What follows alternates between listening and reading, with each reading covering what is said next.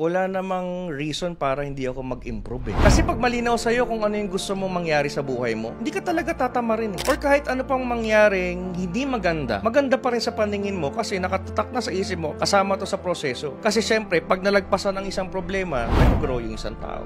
And every time you grow, no one can take away that growth from you. Kasi most of the people, they thought failure na sila. Hindi, sa failure na yon may natutunan ka. At yung natutunan mong tawag dun, wisdom. Actually, bonus na lang yung million eh. Yung character mo, yung wisdom mo, yung mismong pagkatao mo, nung makabot mo yung million na yon, yun talaga yung pinaka-reward mo. Kahit tanggalin lahat, tanggalin yung Audi, tanggalin yung Louis Vuitton, yung Gucci, tanggalin natin lahat. Bumalik ka sa zero, pero ikaw pa rin yan. Character mo pa rin yan, kung ano yung experience mo, wisdom mo, is, I believe, kaya mong ulit-ulitin. I'm sure natatandaan mo to. If you master the process, you can repeat the results. So, habang pinapaganda mo ng pinapaganda yung proseso, mas gumaganda ngayon yung resulta mo. Ito yung kasi yung pinaka-problema ng mga taong ayaw mag-try. They don't want to suck at first. Gusto nila magaling agad. The reason why gumaling yung mga magagaling right now, it is because inumpisahan nila. You don't need to be great to start, but you must start to be great. If that's the case, sa buhay o sa success, o sa negosyo, o sa career, o sa pagiging professional nila, kung ulit-ulitin lang nila yun, and they will keep on enhancing it, they will get better results